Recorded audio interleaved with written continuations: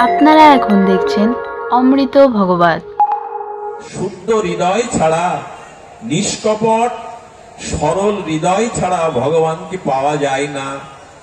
ছাড়ো রে মন কপট চাতুরী। এরপরে হরি বললে কাজ হবে। যদি কপটতা থাকে, কুটিলতা থাকে, তাহলে ভগবান তোমার প্রতি প্রসন্ন কোনোদিনই হবে না। সরল হও, সহজ হও, মানুষের কল্যাণের চিন্তা মাথায় রাখো, তবেই তোমার মধ্যে কল্যাণ আসবে। ভক্ত কখন হওয়া যাবে? এই যে মনুষ্য জ্ঞান বিবেক পেয়েছি, যে শক্তি পেয়েছি, এই শক্তি যেমন জগৎ কল্যাণে আর ভগবানের প্রীতির জন্য আমি এই শক্তি ব্যয় করব। খুব মার্মিক কথা মা, যদি একটু ধ্যান দিয়ে শোনেন। আমাদের ভিতরে শক্তি দিয়েছে ভগবান, জ্ঞান বিবেক চেতনা। এটা যদি মঙ্গল কাজে, পরের কল্যাণে আর ভগবানকে আনন্দ দেওয়ার জন্য ব্যয় করি, তখনই আমি ভক্ত হতে পারবো। কথাটা পরিষ্কার হলো না? আচ্ছা, 1000 পাওয়ারের 1000 বিদ্যুতের যে পাওয়ার, ওটা 20 পাওয়ারের বাল্বে ধারণ করা যাবে? ফেটে যাবে কিনা? তার মানে শক্তি ধারণ করতে আগে চাই পাত্র হতে হবে। জ্ঞান এবং বিবেক চেতনা ধারণের জন্য আগে আমাকে পাত্র হতে হবে, তবে শক্তি ধারণ করতে পারবো। ভগবান মাঝে মাঝে সবাইকে ক্ষমতা দেয়, শক্তি দেয়, শিক্ষা জ্ঞান বিবেক দেয়, কিন্তু যে মানুষ ওই জ্ঞান পেয়ে, বিবেক পেয়ে, যৌবন পেয়ে, সৌন্দর্য পেয়ে, শক্তি পেয়ে মানুষের কল্যাণে, জগতের কল্যাণে, ভগবানের প্রীতির জন্য ওই শক্তি ব্যয় না করে কামনা বাসনা নিজ স্বার্থের জন্য ব্যয় করে, তখনই সেই মানুষের হয় পতন, সেই মানুষের হয় স্খলন। রাবণের তো পরাজয় হওয়ার কথা ছিল না। রাবণ যুদ্ধ করছে রথের উপরে, আর রাম যুদ্ধ করছে মাটিতে। রাবণের আছে মেঘনাদের মতো বীর, রাবণের আছে কুম্ভকর্ণের মতো বীর, কিন্তু রামের সাথে আছেন কিছু বানর সেনারা, জাম্ববান, সুগ্রীব, বানর, কিষ্কিন্ধার জাতি। রাবণ পুলস্ত ঋষির বংশধর, রামচন্দ্র এসেছে ক্ষত্রিয় কুলে। আর রাবণ সুরক্ষিত লঙ্কার মধ্যে, আর রাম বনবাসী হয়ে ঘুরছেন। অনেক কিছু বিচারে রাবণের থেকে, রামের থেকে রাবণের তপস্যাও ছিল বেশি। সাধারণ তপস্যা করেনি রাবণ। রাবণ কম শাস্ত্রজ্ঞ না। যার গুরুদেব স্বয়ং শঙ্কর শিব, সেই রাবণ মৃত্যুর সময় বলে গেল, আমার পতনের একটাই কারণ আমি খুঁজে পেয়েছি। সেই কারণটি হলো, আমি আমার সাধনার শক্তিকে ভগবানের কাজে, জগতের মঙ্গল কাজে না লাগিয়ে অধর্ম অসত্যের কাজে লাগিয়েছে, এই জন্য আজ আমার পতন হলো। কত বড় মাপের কথা! রাবণের শক্তি কম নন, রাবণ সাধারণ নন, কিন্তু যে শক্তি তিনি পেয়েছিলেন সেই শক্তিটা ব্যয় করেছিলেন। অসুররাও তপস্যা করে, অসুররাও অনেক সাধন ভজন করে, কিন্তু শক্তিটা ব্যয় করে নিজের কামনা বাসনা ভোগের জন্য। এই জন্য ওদের জীবনে পতন লেখা হয়, ওদের ইতিহাসে স্তুতি করা হয় না। তাই শক্তি যা পেয়েছি, জীবন যৌবন ধন জ্ঞান বিবেক, ওটা জগতের কল্যাণে, ভগবানের কল্যাণে যদি ব্যয় করেন ওটা বাড়বে। আর নিজের আত্মসুখ স্বার্থের জন্য যদি অন্যায় কাজে, অশাস্ত্রীয় কাজে ব্যয় করি, তবে সেই শক্তির পতন হবে। যা কুরুক্ষেত্র রণাঙ্গনে কৌরবদের হলো, রাবণের হলো।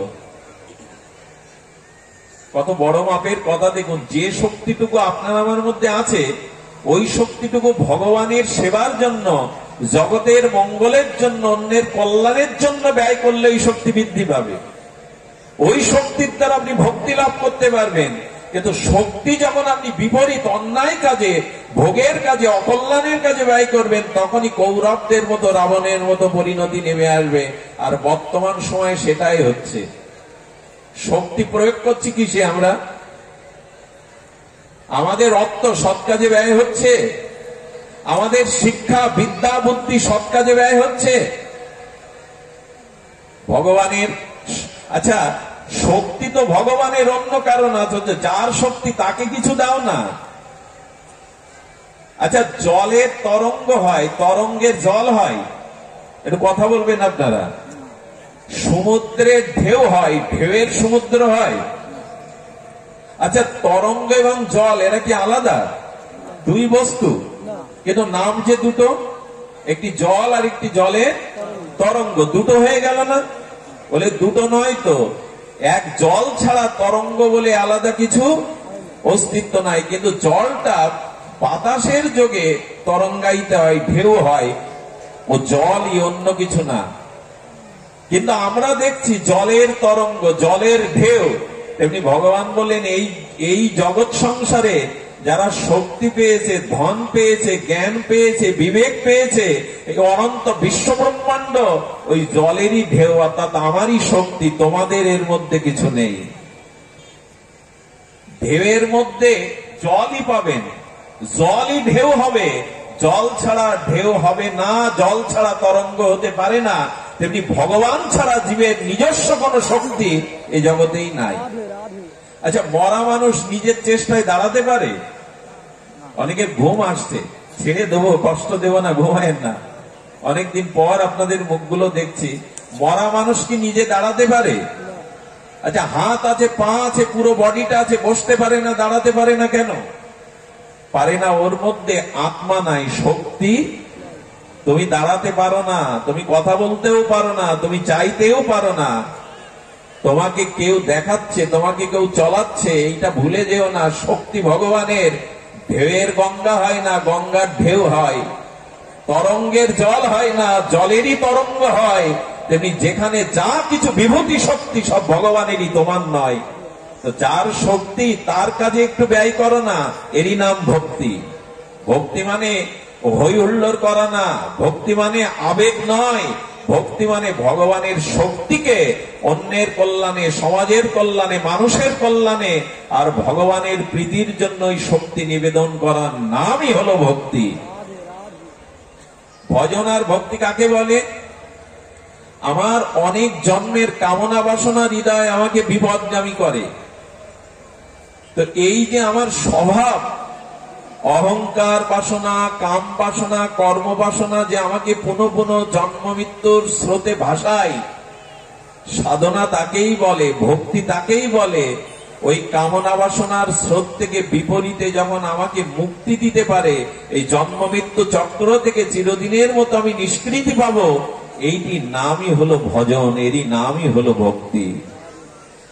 স্বভাবটা যাচ্ছে নিচের দিকে, যে স্বভাবটা ওই নিচের থেকে, জন্ম মৃত্যু পতন থেকে আমাকে কল্যাণ উদ্ধারের পথে নিয়ে যায়, এই চেষ্টাটার নামই হলো ভজন, এরই নামই হলো ভক্তি। আমরা তো দীক্ষা শিক্ষা নিয়েছি, নামযজ্ঞে যাচ্ছি, ব্রত উপবাস করি, তীর্থ পর্যটন করি, গঙ্গা স্নান করি, আমাদের স্বভাব বিপরীত দিকে যাচ্ছে। তো আমার যে স্বাভাবিক কামনা বাসনা স্বভাব, তা বিপরীত মুখে যদি যায়, তবে তাকেই বলে ভজন, তাকেই বলে ভক্তি। আমি অনুরোধ করব, আসুন, হই হুল্লোড় করে কিছু হবে না। এই শক্তি মানের জন্য ব্যয় করি। একটা জিনিস বলি, কামনা বাসনায় যদি কেউ শক্তি খরচ করে, তার জরা ব্যাধি পতন চলে আসে। আর একই শক্তি যদি ভগবানের উদ্দেশ্যে সৎ কাজে ব্যয় করেন, ওটা উত্তরোত্তর বৃদ্ধি পেয়ে যাবে, ওটা উত্তরোত্তর বৃদ্ধি পাবে। আশ্চর্য হতে হয়। ভগবান বললেন, কেউ যখন আমাকে তার শক্তি অর্পণ করে, অর্জুন সাধারণ কৃষকের কাছে পরাজিত হয়, কিন্তু সেই অর্জুন বিশ্ববিজয়ী হয় যখন অর্জুন ভগবানের আদেশ মতো ভগবানের চরণে সমর্পণ করে। শক্তি অর্জুনের নয়, শক্তি পার্থ সারথী। আর এক কৃষকের সাথে অর্জুন পরাস্ত হয়ে গেল। দেখুন, শক্তি আমাদের না। এটা ঘটনা মনে পড়লো, অর্জুন ফুল তুলতে গেছে গোবিন্দের গলে মালা দেবে বলে, বাগানে, ফুলের বাগানে। ঘটনাটি, লীলাটি বড় মার্মিক লীলা। তো যখন ফুল তুলতে গেছে, আসলে ওই বাগানে বসেছিল হনুমান, বাগানটা হনুমানেরই, ওইখানেই কদলি, কলা বা ফুল ফল নিয়ে যেত হনুমান। হনুমান দেখছে অর্জুন এসেছে ফুল তুলতে, বলে ভালো, এই প্রথম অর্জুনের সাথে হনুমানের সাক্ষাৎ হচ্ছে। লীলাটি বড় অপূর্ব, শুনুন মন দিয়ে। অর্জুন যখন দু চারটে ফুল তুলেছে, হনুমান এসে বলছে, দাঁড়াও, ফুল চুরি করছো কেন? এই মালি যিনি, এই বাগানের মালিক যিনি, তাকে তুমি আদেশ নিয়েছো, অনুমতি নিয়েছো? অর্জুন বললেন, কৃষ্ণের জন্য ফুল তুলতে এসেছি, তার অনুমতিকে। ভগবানের গলার মালার জন্যই তো ফুল তুলতে এসেছি, অনুমতি কার কাছে নেব? বলে কার জন্য বললে? বললো পরমেশ্বর ভগবান শ্রীকৃষ্ণের জন্য। বলুন কি হন? বলে উনিই তো আমার সখা, উনিই তো আমার ইষ্টদেব। হনুমান তখন একটু হেসে বলছেন, আসলে গুরু যেমন শিষ্যও তো তেমন। তোমার গুরু ছোটবেলা থেকে চুরি করাই তার অভ্যাস, ননি চুরি, গোপীর মন চুরি, বসন চুরি। তার শিষ্যের মধ্যেও তো সেই, যার গুরুদেব যেমন তার শিষ্যের মধ্যে তো তেমন স্বভাব যাবেই। তুমি না বলে চুরি করছো মানে বুঝেছি কৃষ্ণ চোর ছিল, ননি চুরি বলি, বসন চুরি বলি, সব লীলা তার চুরি লীলা, এখন তোমার মধ্যেও তাই। আচ্ছা, ইষ্ট নিন্দা, কৃষ্ণের নিন্দা অর্জুন সহ্য করবে? এত বড় কথা বলছেন, আপনি কে? বলে আমি রাম দাস, আমি রঘুপতি রামচন্দ্রের দাস। তখন বলছে বুঝতে পেরেছি তুমি কেমন দাস। অর্জুন বা ছাড়বে কেন? তোমার প্রভু শুনেছি স্বয়ং ভগবান। আরে আমি একটা বান ছাড়লে এই নদী বা সাগরের উপর আমি একটা সেতু তৈরি করে দিতে পারি, সেই সেতুতে হাজার হাজার লোক পার হতে পারে। আর তোমার ভগবান রাম সীতা উদ্ধারের জন্য কাঁদতে কাঁদতে বানর হনুমানের মাথায় পাথর তুলে দিয়ে সেতু। বুঝতে পেরেছি তোমার প্রভুও যেমন, তোমার শক্তিও বুদ্ধিও তেমন।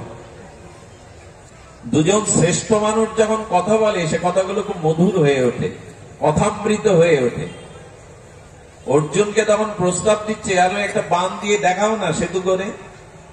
আমি বলছি অর্জুন, তুমি বাঁধ দিয়ে সেতু করবে আর আমি একা উঠবো, হাজার হাজার না।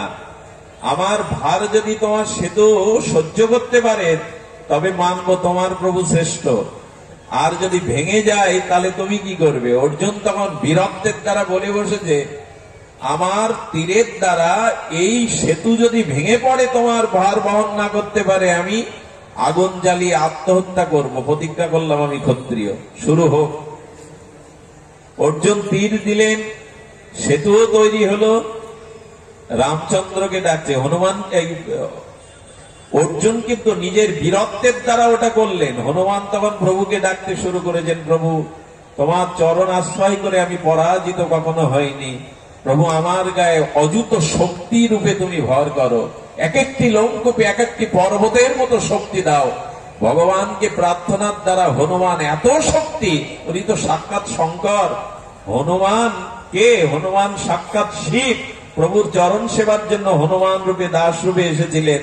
তো ভগবান শঙ্করের এই হনুমান স্বরূপে তিনি অযুত বলশালী হয়ে জয় রাম বলে যেমন উঠলেন, সেতু ভেঙে জুড়ে পাতালে চলে গেল। হনুমান পরাজিত হয়ে লজ্জিত হয়ে আগুন জ্বাললেন।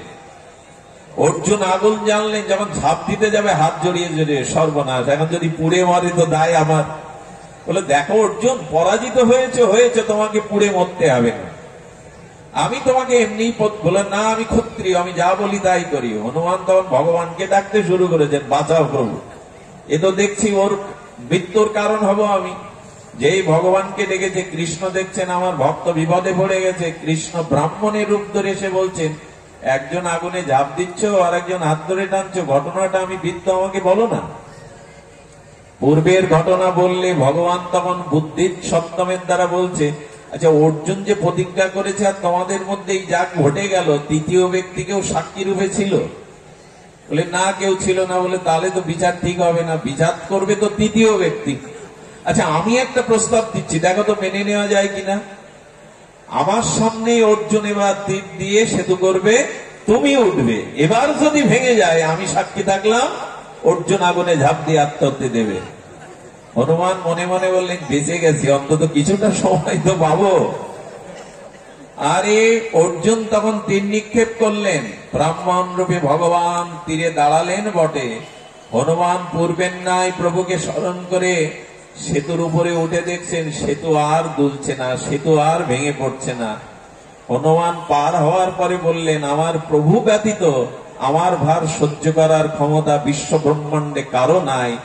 হনুমান জলের তলে মুখ দিয়ে তাকিয়ে দেখলেন, স্বয়ং ভগবানই সেই সেতুটা মাথায় করে নিয়ে অর্জুনের রক্ষা করবার জন্য মাথায় করে নিয়েছেন, নিজে ভগবান। হনুমান প্রণাম করলেন, প্রভু ভক্তের জন্য তুমি কি না করতে পারো সে তো কেউ মাথায় করে বহন করছেন। শক্তিটা ভগবানের, এটা ভুলে গেলে চলবে না। সেই শক্তি যদি বিরূপ কাজে লাগায়, দেখুন একটা দিয়াশালার কাঠি দ্বারা মন্দিরে প্রদীপ জ্বালাইয়ে ভগবানের নির্মন্থন করা যায়, আরতি করা যায়। ওই মেজের কাঠি দিয়ে কারো ঘর পুড়িয়ে দেওয়া যায়। এই জন্য নিবেদন করব, শক্তিকে সৎ কাজে ব্যয় করুন, নাহলে শক্তিহীন হয়ে পতনের কারণ হতে হবে, জীবনে দুঃখ অশান্তি স্খলনের কারণ হতে হবে। আমরা শক্তিকে ব্যয় করি না। নিজের কথা এই ব্যাসপীঠে বলা আহম্মুকের কাজ। আমি গত 30টা বছর ভালো করে রাত্রে ঘুমাতে পারিনি, 2-3 ঘন্টার বেশি আমি জীবনে 30 বছর ঘুমাইনি। ডাক্তার বলছেন আপনার এভাবে বেঁচে থাকার কথা না।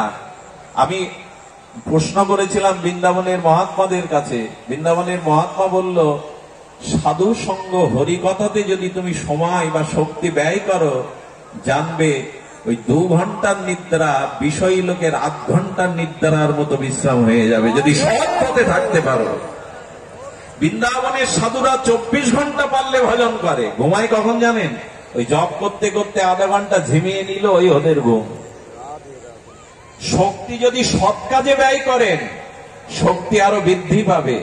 যেমন অগ্নিতে ঘি দিলে, তরল ঘি জলের মতো ঘি, কিন্তু অগ্নিতে ঘৃত দিলে অগ্নি দাও দাও করে বাড়বে। যদি নিজের আত্মাকে, নিজের শক্তিকে, নিজের সম্পদকে, নিজের দেহকে ভগবান সেবায়, মানুষের কল্যাণে ব্যয় করতে পারেন, তার শক্তি বহু গুণে বেড়ে যাবে, আত্মকল্যাণ হবে। এই শক্তি মঙ্গল কাজে ভগবানের সেবায় ভজনে লাগানোর নামই হলো ভক্তি। সব আমার নিজের ভোগেই সব ব্যয় করলাম জীবনে, এতে শক্তিহীন হয়ে যেতে হবে, রাবণের মতো, দুঃশাসনের মতো। আরে ভগবানের শক্তির ধারণা নেই, দুঃশাসন তোমার। এক দ্রৌপদীর 12 হাত কাপড় টেনে এক বেলা শেষ করতে পারো না, এই দেখো ভগবানের শক্তি কাকে বলে। দুঃশাসন হস্তির বল, কিন্তু দ্রৌপদীর কাপড় টেনে এক বেলাও শেষ করতে পারিনি, এই দেখো ভগবত শক্তির মহিমা। তোমার সাধ্য নেই দ্রৌপদীর কাপড় টানার। কেন জানেন? দ্রৌপদীর শক্তি ভগবানের সেবায় ব্যয় করেছিল। কথাটি বড় মার্মিক কথা। গোবিন্দের একবার আঙুল কেটে যায়, আঙুল কেটে গেলে দরদর যখন প্রেমসিক্ত রক্ত খরিত হচ্ছে, তখন রানী, পাটরানী, মহারানী রুক্মিণী সত্যভামা ঘরে দাসদাসী ডাকছে, কাপড় দিয়ে যাও, ব্যান্ডেজ করার কাপড় দিয়ে যাও। পাশে দাঁড়িয়ে ছিল দ্রৌপদী, নিজের রেশমির কাপড়টা দুভাগ করে দিল দ্রৌপদী, দিয়েই বেঁধে দিল। গোবিন্দ বলছেন, কৃষ্ণা এত দামি কাপড়, ওরা তো কাপড়ের ভাঙা আনতে গেল ঘরে, আর তুমি কাপড় ছিঁড়ে লাগিয়ে দিলে। কৃষ্ণার চোখে জল। দ্রৌপদীর আর এক নাম কৃষ্ণা। বলছেন, ঘনশ্যাম আমার চামড়া তুলে যদি তোমার চরণের পাদুকা করে দিতে পারতাম, দ্রৌপদীর কিছুটা শান্তি হতো। এটি একটু বস্ত্র। কৃষ্ণের চোখে জল এসে গিয়েছিল, বলেছিল, যে শক্তি তুমি, যে বস্ত্র আমার জন্য দান করলে, জেনে রাখো যদি কখনো বস্ত্রের প্রয়োজন হয়, সেদিন আমি বস্ত্র অবতার হয়ে তোমাকে সুরক্ষা দেব। আজকে তাই করছেন উনি, আজকে সেটাই করছেন উনি। শক্তিকে সৎ কাজে ব্যয় করুন। আরে লোকনাথ বাবা, ত্রিকালজ্ঞ মহাযোগী লোকনাথ হিমালয়ে ত্রিশূল পুঁতে যেখানে জপ শুরু করেছেন, সামনে এক বাঘিনী কয়েকটা বাচ্চা বেড়েছিল। এই দেখুন, শক্তি ভগবত কাজে ব্যয় করলে কি হয়। বাঘিনী মনে করছে উনি শিকারী, এই ত্রিশূল দিয়ে আমার বাচ্চাগুলিকে মারবে, গো গো করছে। লোকনাথ বাবা ওই শব্দ শুনে আর তিনি বাঘিনীর কাছে এগিয়ে গিয়ে বাঘিনীর মাথায় হাত রাখলেন, আপনি আমি পারবো তো? বাঘিনী মাথা নত করে কাঁদছে, বললেন, ক্ষতি হবে না, তোর বাচ্চাগুলো আমার কাছে নিরাপদ। এরপর বাঘ যখন শিকারে যেত, তখন ওই বাঘিনী বাচ্চাগুলো লোকনাথ বাবার চরণের কাছে রেখে শিকারে যেত। এই হলো ভগবত শক্তির পরিচয়।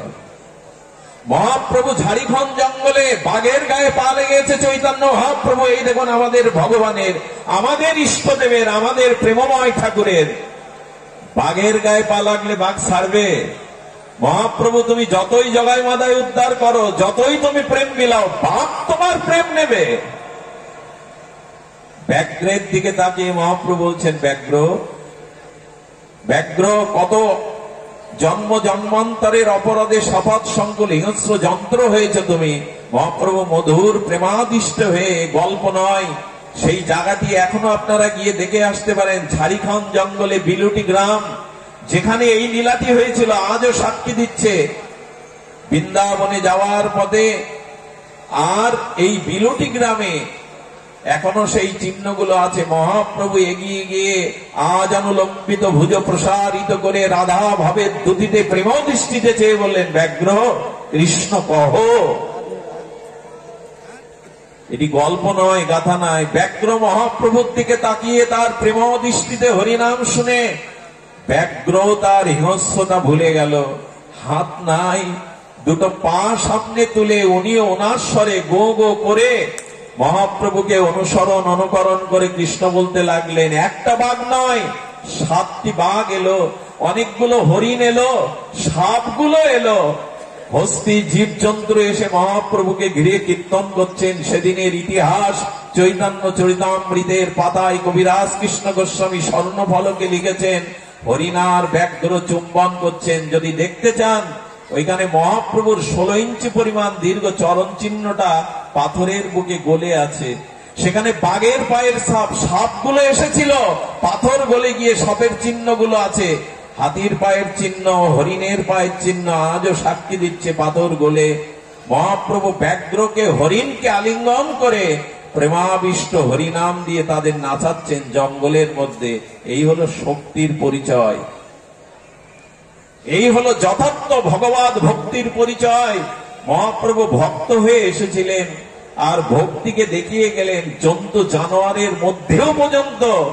হিংস্র সপাত সংকল ব্যাঘ্রকেও প্রেম দিলেন। কি ঘটেছিল জানেন? মহাপ্রভু কীর্তন করতে করতে ব্রজের পথে চলেছেন, বাঘগুলো পিছনে চলছেন। কৌতুকে মহাপ্রভু বললেন, তোরা আসিস না, এইখানেই থাক, তোদের প্রেম হোক। এই আশীর্বাদ মাথায় নিয়ে বাঘগুলো একটি মাঠ বেঁচেছিল। তাদের আর হিংস্রতা ধর্ম ছিল না। তারা কোনো হিংস্র জীবজন্তু ধরে আর শিকার করে খেতে পারেনি। মহাপ্রভুর বিশেষ প্রেম দান অবদানে তারা মহাপ্রভুর যাওয়ার পথে চেয়ে চেয়ে চোখের জল ফেলতে ফেলতে 1 মাস পদে তাদের জৈব কোষ ত্যাগ করে তারা মহাপ্রভুর নিত্যধামে চলে গিয়েছিলেন। ব্যাঘ্রের হলো না আমার, সাপের হলো, হরিণের হলো না আমার। কারণ আমাদের প্রেম শক্তি ভক্তি আমরা ভগবানের উদ্দেশ্যে লাগাচ্ছি না। এই জন্য ভক্তি ছোঁয়াচে রোগের মতো, যার হয়েছে তার পাশে যান। ছোঁয়াচে রোগ যেমন সংক্রামিত ব্যাধি, যেমন একজনের হলে অন্যের মধ্যে মেশামেশি করলে, ওঠা বসা করলে, রোগীর কাছে বারবার গেলে রোগ আপনার হবে। যোগীর কাছে গেলে আপনার ভিতরে যোগ আসবে। ভোগীর কাছে মিশতে উঠতে বসতে গেলে ভোগ আসবে। আর যার ভক্তি আছে তার কাছে গিয়ে বললে ধীরে ধীরে আপনার মধ্যেও ভক্তি সঞ্চারিত হবে। এই হলো নিয়ম। বাড়ি বসে তো নেটে এখন হরিকথা শুনতে পান। কেন এসেছেন এখানে কাজ ফেলে মাটিতে বসে এই দাঁড়িয়ে কষ্ট করে? এর একটাই কারণ, কৃষ্ণ ভক্ত সঙ্গ করি, কৃষ্ণ ভক্ত অঙ্গ হরি, শ্রদ্ধান্বিত শ্রবণ কীর্তন। সাধুর মধ্যে বসে হরিকথা শোনো। যে সাধুর হৃদয়ে শুদ্ধ প্রেম ভক্তি আছে, বাতাসে তার প্রেম ভক্তি কণা ছড়িয়ে যাবে, জীবাণুর মতো তোমার ভিতরেও আক্রমণ করবে। তাই সাধু মুখে সাধু সঙ্গে হরিকথা শোনো, এটাই পথ, এটাই একমাত্র ভক্তির উপায়। সৎসঙ্গ, সাধু সঙ্গে হরিকথা শ্রবণ কীর্তন, ভগবানের নাম রূপ লীলা শ্রবণ, এটি হলো ভক্তি প্রাপ্তির শ্রেষ্ঠ উপায়। আজ বড় ভালো লাগছে। আমি তো বিষয়ী, আমার পরিচয় আপনাদের অজানা নাই। ব্যবসায়ী বিষয় কীট, নরকের নর্দমার কীট। এত ভক্তের আগমন, এত অপূর্ব একটা ভগবত পরিমণ্ডল, এর দ্বারা বোঝা যায় হরিকথাতে যাদের রুচি হয়, হরিকথাতে যাদের আসক্তি হয়, সাধু সঙ্গে যাদের শ্রদ্ধা হয়, এরা প্রেম ভক্তি পাবেই পাবে। ভগবান স্বীকৃতি দিয়েছে, তারা পাবেই পাবে। দরকার রুচি। আমি শুরু করেছিলাম সেই কথা দিয়ে যে ভক্ত আমার প্রিয়, ব্রহ্মা যত প্রিয় নয়, শঙ্কর যত প্রিয় নয়, আমার লক্ষ্মীও যত প্রিয় নয়, আমার এ প্রমাণ ভগবান নৃসিংহ অবতারে দেখিয়েছেন। প্রহ্লাদের জন্য যখন নরসিংহ রূপ নিলেন, তার তেজে যখন পৃথিবী আর জ্বলে পুড়ে ছারখার অবস্থা, ব্রহ্মা আসলেও ব্রহ্মার দিকে নৃসিংহদেব তাকাননি। এই দেখেন তার প্রমাণ। দেবতারা এসে স্তুতি করেছিলেন, দেবতাদের দিকে ফিরেও তাকাননি নৃসিংহদেব। দেবতারা বলল, ব্রহ্মা বলল, পৃথিবী এই তেজময় ক্রোধ শক্তিতে ধ্বংস হয়ে যেতে পারে, উপায় একটাই, লক্ষ্মী দেবীকে পাঠাও। লক্ষ্মী দেবী সামনে এসে হাত জোড় করেছে কমলা দেবী, নৃসিংহদেবের দৃষ্টি সেদিকেও যায়নি। ছোট্ট শিশু প্রহ্লাদকে এনে বললেন, তুমি একটু ভগবানের কোলে গিয়ে ওঠো, যাও ভগবানের কাছে যাও। ভক্ত প্রহ্লাদ যখন নৃসিংহদেবের কোলে এলেন, আদর করে কোলে তুলে নিয়ে তার তেজ চলে গেল। তিনি লেহন করতে লাগলেন জিহ্বা দিয়ে ভক্তকে, এবং প্রহ্লাদকে কোলে নিয়ে তার তেজ প্রশমিত হলো, ক্রোধ প্রশমিত হলো। প্রহ্লাদ খেলছে ভগবান নৃসিংহদেবের কোলে। তখনই ভগবানের মনে একটা লোভ জেগেছিল। কি লোভ জানেন? লোভটা হলো, কোলে নেওয়ার থেকে কোলে ওঠাতে যে এত আনন্দ, এটা তো আমার পাওয়া হয়নি এই আনন্দ। আরে কোলে নেওয়ার থেকে কোলে ওঠাতে আনন্দ বেশি। ভক্ত প্রহ্লাদ ভগবানের কোলে পড়ে যে আনন্দ খেলছে হাত পা ছুড়ে, বলেন এই আনন্দ আমার চাই। তো তাই পেতে গেলে আমাকে কোনো মায়ের কোলে যেতে হবে, বাৎসল্য প্রেমে যেতে হবে। এরপর থেকে ভগবান যতবার ধরাতে এসেছেন পিতামাতাকে আশ্রয় করে এসেছেন ওই প্রেমটুকু পাবে বলে। এই জন্য ভক্তই ভগবানের প্রিয়। লক্ষ্মী দেবী, ব্রহ্মা, শঙ্কর, দেবতাও এত প্রিয় নয়। তবে সে কোন ভক্ত? ওই যে জীবন যৌবন শক্তি যারা ভগবানের উদ্দেশ্যেই সমর্পণ করেছেন। আমি বেশি সময় নেব না। দাদাজি আসবার আগে ব্রজের কথা বলছিলেন। পূর্ববর্তী বক্তার কিছুটা আলোচনার বিষয়বস্তু পরবর্তী বক্তার বলা উচিত, ওই ধারাবাহিকতায় শাস্ত্র আলোচনা করা উচিত। এই জন্য আমরা একটু ব্রজের ভক্তির কথা শুনব। ব্রজের কথাটি শুনেই আমি আপনাদের পাঠ বিশ্রাম দেব। অত্যাচারের কারণ হব না, কষ্টের কারণ হব না। অনেকক্ষণ ধৈর্য ধরে বসেছেন আপনারা। ভগবান কেন বললেন? কেন জানেন? সর্বস্ব যে লোকধর্ম, বেদ ধর্ম, গেহ ধর্ম যারা ভগবানের উদ্দেশ্যে ত্যাগ করতে পেরেছেন, সেই ভগবান মহাপ্রভুর ত্যাগ বৈরাগ্যটা সারা জগৎ মানে। এমন কোন মত পথ নেই চৈতন্য মহাপ্রভুর প্রেমকে, ত্যাগ বৈরাগ্যকে মানেন না। আর যে চৈতন্য মানে না, এই যুগে তাকে অসুর বলেছেন পদকর্তা। যে চৈতন্য মহাপ্রভুর অবদান স্বীকার করেন, অথচ হিন্দু ধর্মে জন্মেছে। চৈতন্য না মানিল যারে, তারে দৈত্য করি জানি। এত বড় দয়ালু, এত বড় কৃপালু ভগবৎ স্বরূপে এত আসেননি। নিমাই পণ্ডিত মূর্খ নন, দিগ্বিজয়ী পণ্ডিত পরাস্ত যার কাছে। এত বড় বিদ্বান, এত বড় পণ্ডিত, ঘরে যার বিষ্ণুপ্রিয়া, ঘরে যার বিদ্যা সচিমাতা, সবকিছু ত্যাগ করে 24 বছর বয়সে মহাপ্রভু জীবের কল্যাণে বেরিয়েছিলেন। এবে অস্ত্র না ধরিলা, প্রাণে কারো না মারিলা, চিত্ত শুদ্ধি করিল সবারে। জগাই মাদায়ের জন্য রক্ত ঝরাতে হয় ভগবানের, নিতাই চাঁদের। যদি নিতাই মনে মনেও করতেন জগৎ উদ্ধার হোক, জগৎ উদ্ধার হয়ে যেত। রক্ত ঝরালেন কেন? এত বড় দয়ালু, এত বড় কৃপালু ভগবান আর আসেনি। বললেন আমার রক্ত ঝরানো লাগে না, আমি চাইলেই জগাই মাদায়ের মতো কোটি জীব উদ্ধার হতে পারে পাপী।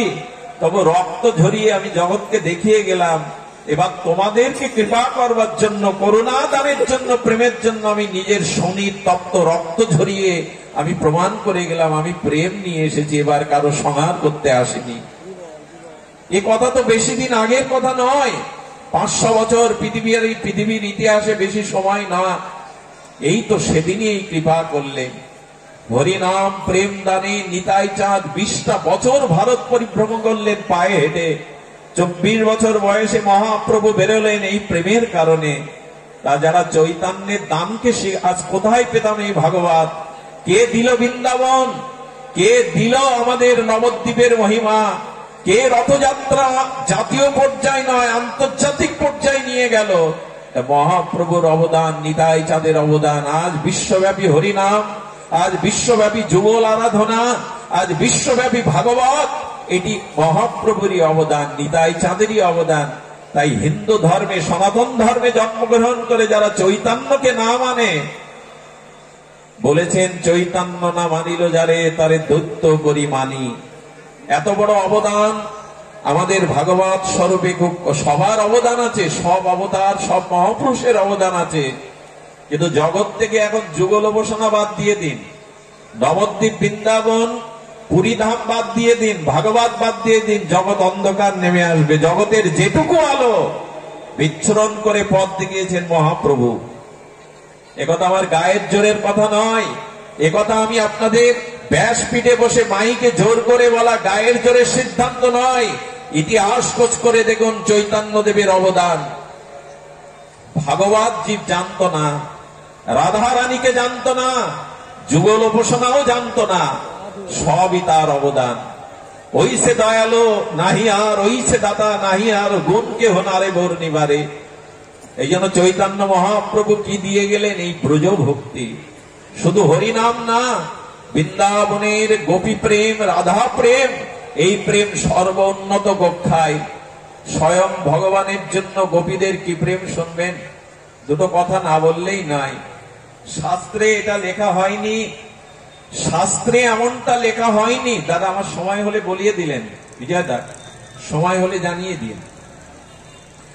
শুধু ভক্তগণ, ব্রজ প্রেমের মহিমা আমরা ধারণা করতে পারবো না। আমি দুটো ঘটনা আপনাদের সামনে উল্লেখ করছি, বড় মার্মিক ঘটনা। কেউ এর বিরূপ যুক্তি আনবেন না।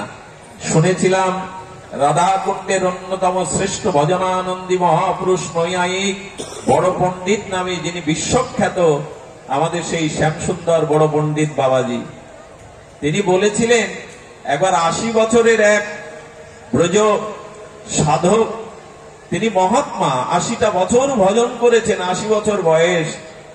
আর গ্রীষ্মের তাপদাহে বৃন্দাবনের রেণুকণা যেন তপ্ত আগুনের মতো ফসকা উঠে যাচ্ছে। সূর্যের কি ভীষণ তাপ, পুড়ে যাচ্ছে অঙ্গ। জল পিপাসায় এই 80 বছরের বাবাজি মহারাজের প্রাণ যেন ওষ্ঠলগ্ন হয়ে গেছে। বাবা আর চলতে পারছে না, ভীষণ তাপ। রেটিস্থান, রাজস্থানের পথ।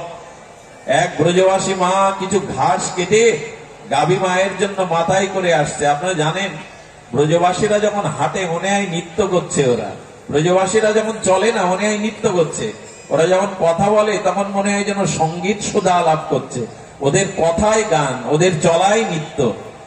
তো ব্রজবাসী মা আসছে, আর এই বাবাজি জিজ্ঞাসা করছে, লাডলি, রাধারানীকে ওরা লাডলি বলে ডাকে, লাডলি পিপাসা কা পানি মিলেগা? মানে বলছে, ওরা হিন্দিতে জলকে পানি বলে, বলছে পিপাসার পানি মিলবে, জল মিলবে? মাটি ব্রজবাসী বাবার দিকে তাকিয়ে বলছেন, পিপাসা কা পানি নাহি মিলেগা, দূর গাঁও সে জানা পড়েগা। বাবা ওই দূর গায়ে যেতে হবে, এখানে পানি নাই, এখানে জল নাই।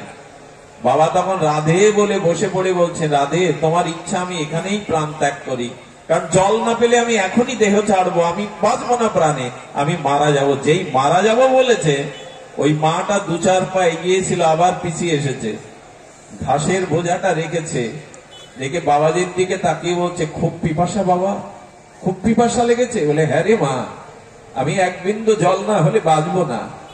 কি করেছিল জানেন? এটা শাস্ত্রে লিখিত না, লিখিত হয় না। ব্রজবাসীদের মহিমা। ওই মাটা, ব্রজবাসী মাটা বুকের কাপড় খুলে দিলেন, স্তন থেকে বিন্দু বিন্দু দুগ্ধ পড়তে লাগলো বাবাজির ঠোঁটে।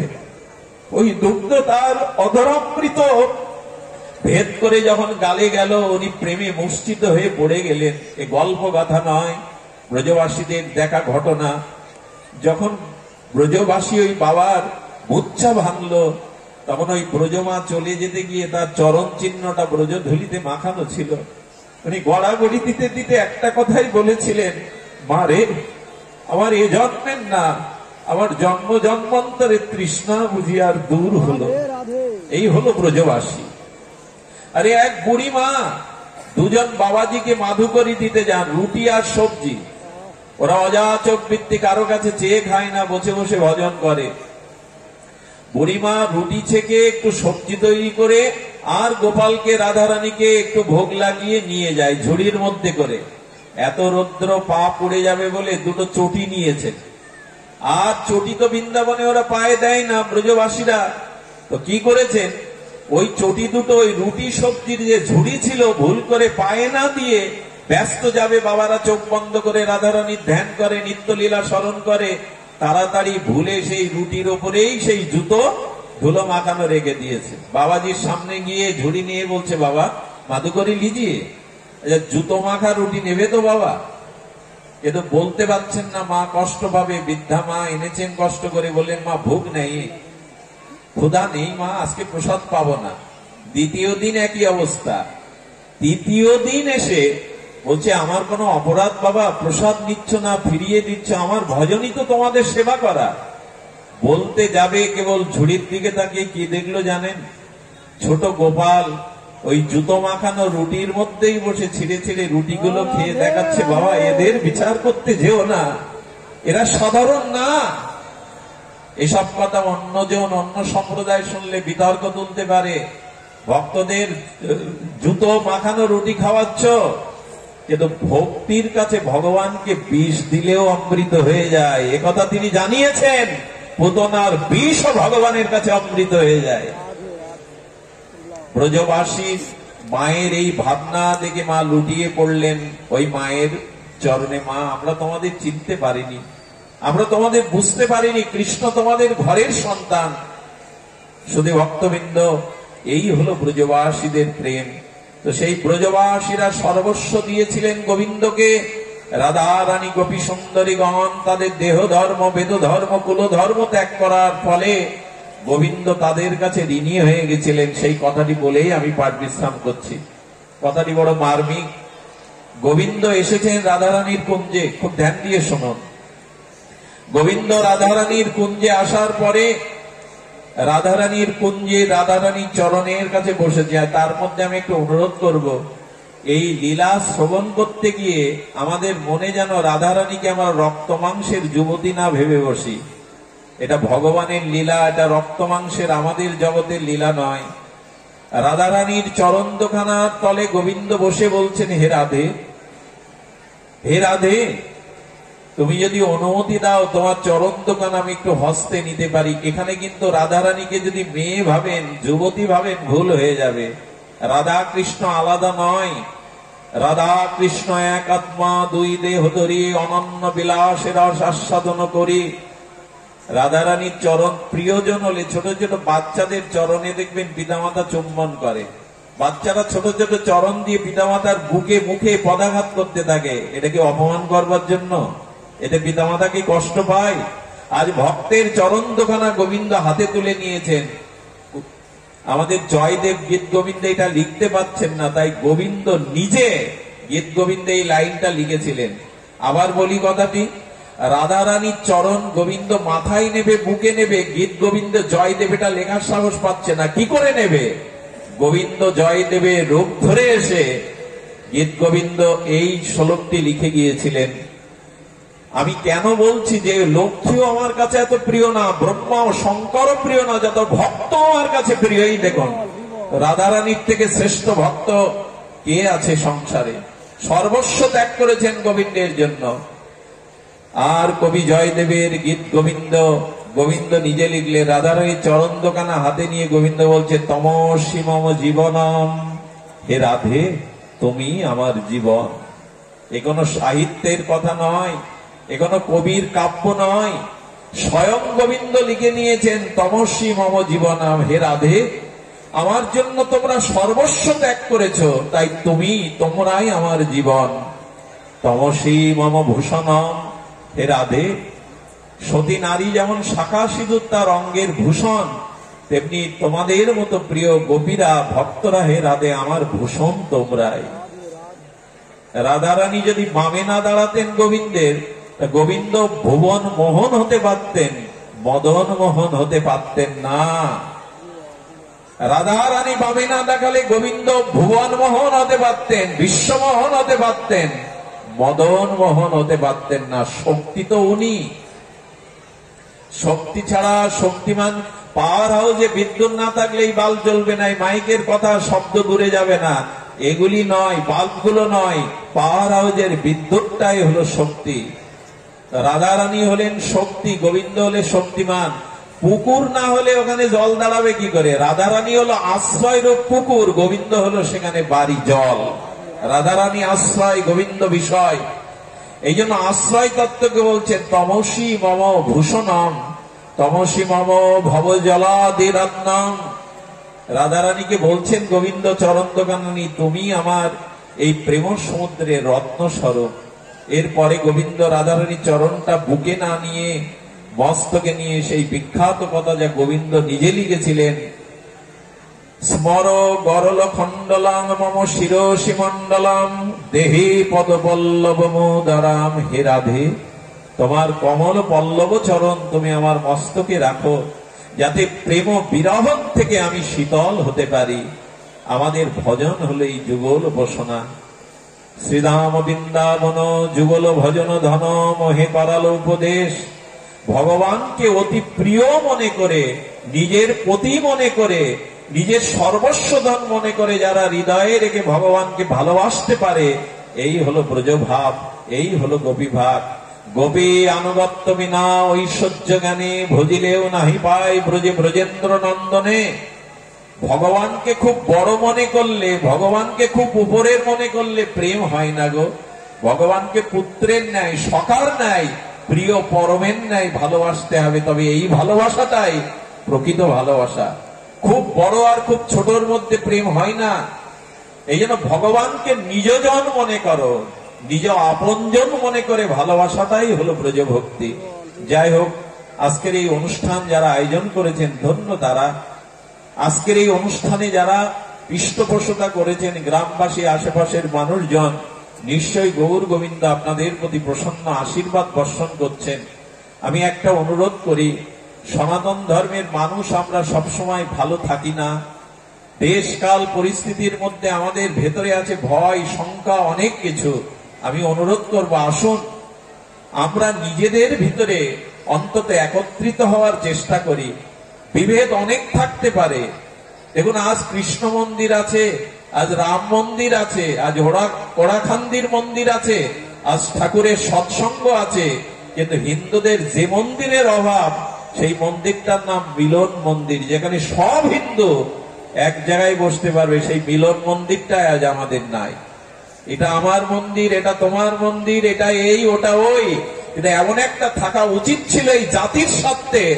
সেটা হবে মিলন মন্দির। নাই থাক সেখানে কোনো বিগ্রহ, নাই থাক সেখানে কোনো প্রতিমা, মূর্তি, কিন্তু সেখানে থাকবে মিলন। এই মিলন মন্দিরটা গড়ার দরকার ছিল, যেটা আমাদের হয়নি। স্বজাতিকে যারা ভালোবাসে না, স্বজাতির বিপদে যারা পাশে দাঁড়ায় না, এ জগতে একদিন তারাও আশ্রয় পাবে না, তাদের পাশেও কেউ পাবে না। এই জন্য আসুন, এই সময়ে আমাদের মধ্যে অন্তত নিজেদের বোঝাপড়াটা থাকুক। আর এই ভাগবত অনুষ্ঠান, ধর্মীয় আলোচনা অনুষ্ঠান এমন একটি অনুষ্ঠান, এখানে মানুষের শুভবুদ্ধির উদয় হয়, সদ্বুদ্ধির উদয় হয়। এখানে যদি আজ যাত্রা হতো, গানের কনসার্ট হতো, এরকম বাতাস নির্মল হতো না, মানুষের মনে এই শান্ত শুদ্ধ ভাব থাকতো না। এখানে বসে যারা আছেন তাদের মধ্যে এখন কোনো অসৎ চিন্তা করবার ক্ষমতায় আপনারা হারিয়ে ফেলেছেন। এখানের পরিবেশটা এখন নির্মল, শান্ত, কারো মনে অসৎ চিন্তারও উদ্বেগের সম্ভাবনা নেই। এটাই ভাগবত, এটাই সাধুসঙ্গ, এটাই ভাগবত আলোচনার পরিমণ্ডল। বেশি বেশি করে সঙ্গ, বেশি বেশি করে ভাগবত প্রচার, আর আমাদের মধ্যে একত্রিত হওয়াটা এখন খুব দরকার। দুঃসময়ে অন্তত স্বজাতির পাশে দাঁড়ান, স্বজাতির কল্যাণের চিন্তা করুন, এই প্রার্থনা রেখে আপনাদের সবাইকে এদের যে প্রসাদের আয়োজন সেবকবৃন্দ করেছে, প্রসাদ পেয়ে এদের প্রতি শুভ আশীর্বাদ বর্ষণ করে যাবেন। আমার সাথে প্রেমানন্দ, ধনঞ্জয়, নিতাই চাঁদ, আমাদের অদ্বৈত এরা এসেছে, আমি তাদের কাছে চিরকৃতজ্ঞ। আমি আর অন্য কারো আলোচনায় না এনে এখন একটু সংকীর্তনের দ্বারা আমরা অনুষ্ঠান বিশ্রামের দিকে যাব। বিজয় দাকে সাধুবাদ জানাই, অনুষ্ঠান আয়োজকদের সাধুবাদ জানাই, আর সমাগত সকল ভক্ত চরণে আবারও অবনত মস্তকে প্রণাম জানিয়ে আপনাদের মঙ্গল কামনা করে এখানেই ভগবতের বিশ্রাম। আসুন আমরা উঠে দাঁড়িয়ে সবাই একটু কীর্তন রস আস্বাদন করি। আমাদের প্রেমানন্দ এখন পাঠ কীর্তন করছেন, আসুন আমরা একসাথে সকলেই যোগদান করি। জয় শ্রী গুরু প্রেমানন্দে বল জয়।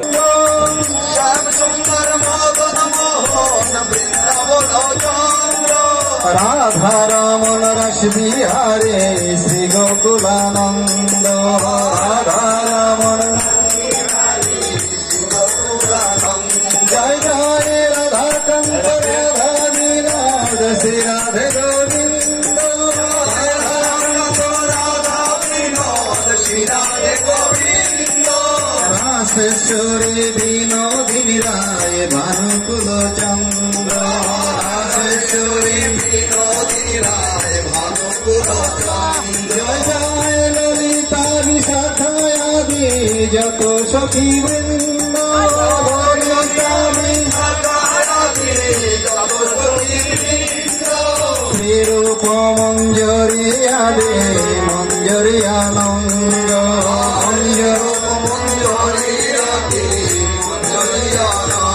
জয় জয় পূর্ণমাসী কুন্দলতা জয় বীরাবৃন্দ পূর্ণমাসী কুন্দলতা জয় বীরাবৃন্দ সবাই মিলে করো কৃপায় আমি অতি মন্দ সবাই মিলে করো কৃপায় আমি অতি মন্দ যেন এখন প্রাণে গাইতে পারে রাধে গোবিন্দ প্রাণে গাইতে পারে রাধে গোবিন্দ রাধে রাধে রাধে রাধে রাধে রাধে রাধে রাধে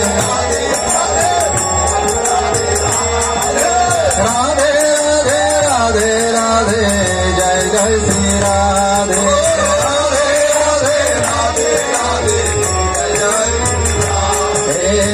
राधे की नाम अनमोल बोलो राधे राधे राधे की नाम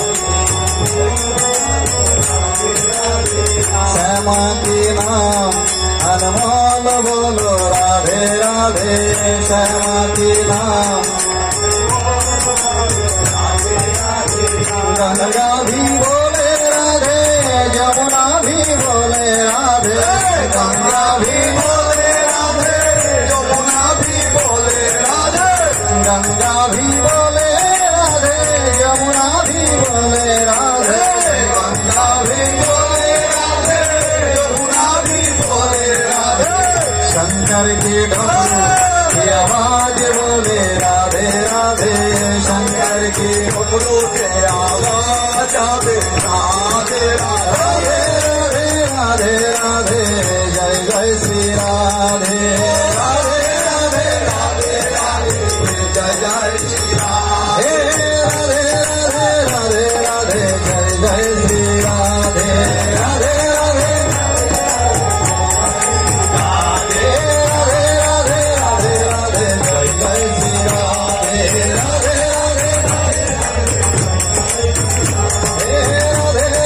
राधे राधे जय जय श्री राधे राधे राधे जय जय श्री राधे राधे जय राधे जय राधे जय राधे जय राधे जय राधे जय राधे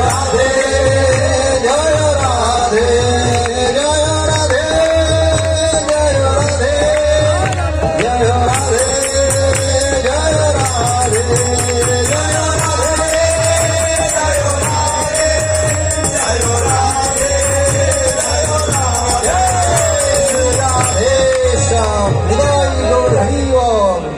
ओ काना बरसाना में आ जाइयो बुलाई गया राधा प्यारी काना बरसाने आ जाइयो बुलाए प्यारे राधारानी ओ काना बरसाना में आ जाइयो बुलाई गया राधा प्यारी ओ काना बरसाने आ जाइयो बुलाए प्यारे राधारानी जब काना तेरी भूख लगेगी जब काना तेरी भूख लगेगी जब काना तेरी भूख लगेगी जब काना तेरी भूख लगेगी कौन में जोगी खा जाइयो बुलाए गया राधा प्यारी कौन कैसे खा जाइयो बुलाए राधारानी बुलाए गया राधा प्यारी बुलाए गया राधा प्यारी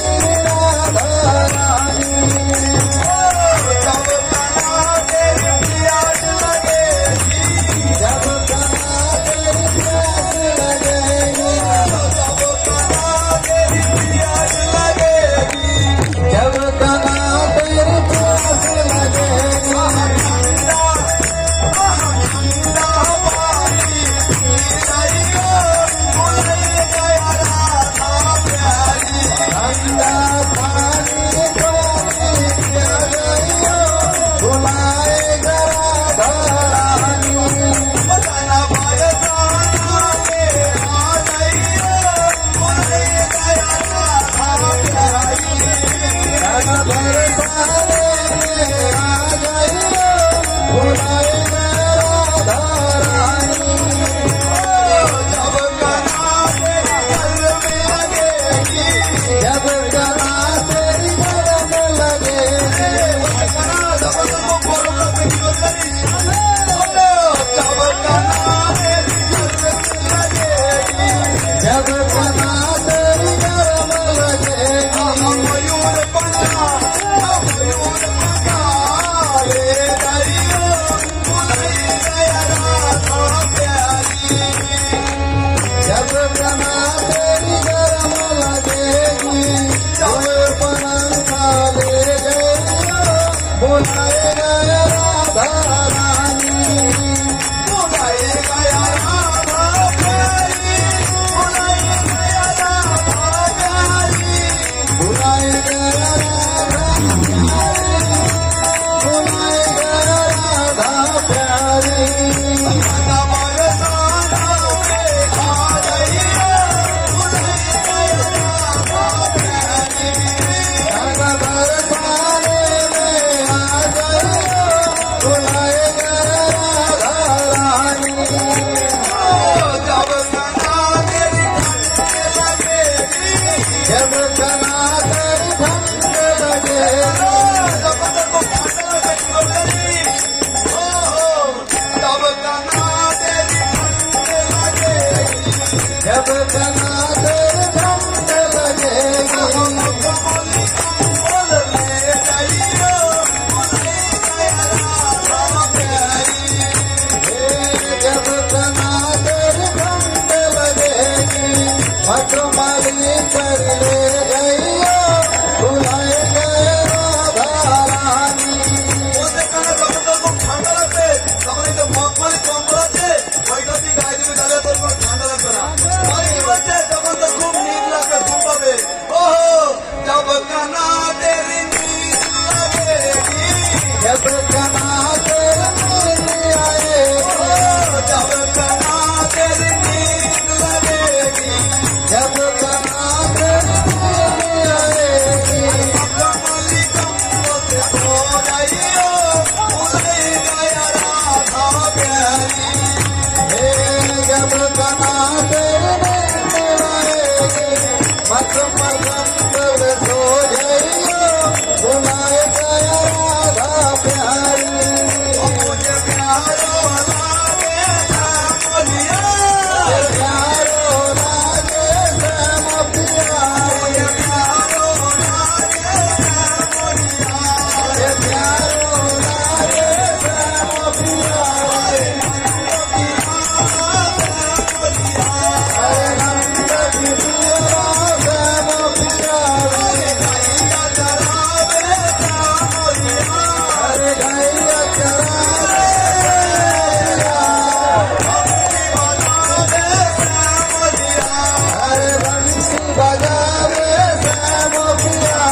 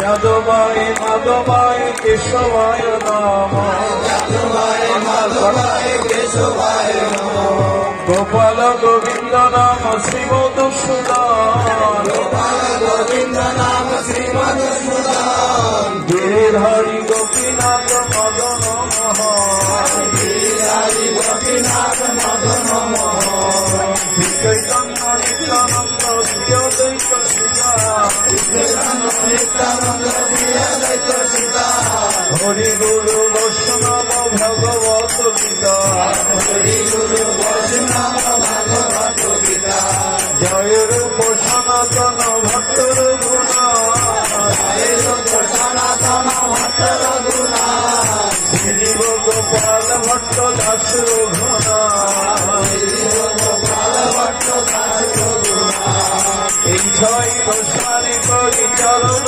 বন্ধন যা হইতে বিশ্বনাশ বিশ্বপুরাণ আরে এই ছয় গোসাই যাবে লইয়ে করলেন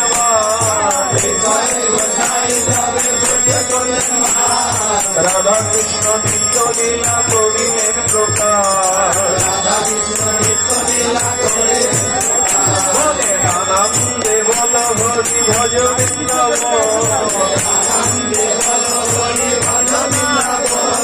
রাধা কুণ্ড শ্যাম কুণ্ড গিরি গোবর্ধন বলে আনন্দে বল হরি ভজ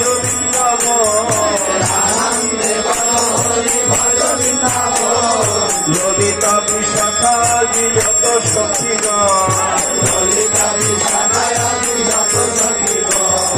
নাম ভজ নাম চিন্ত নাম কর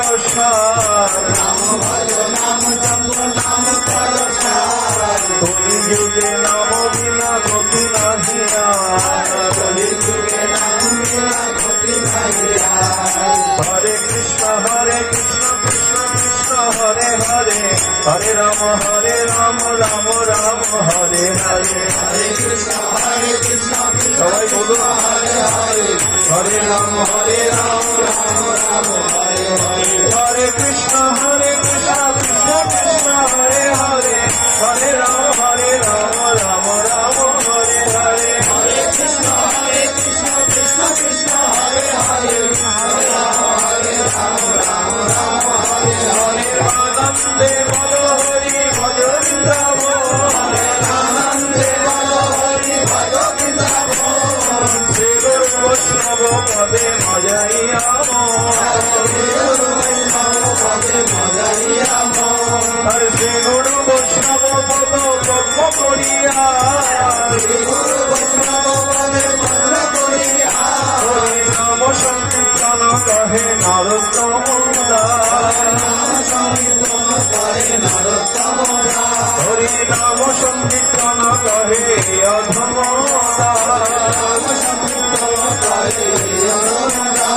জয় গৌর হরি বল হরি বল হরি বল হরি বল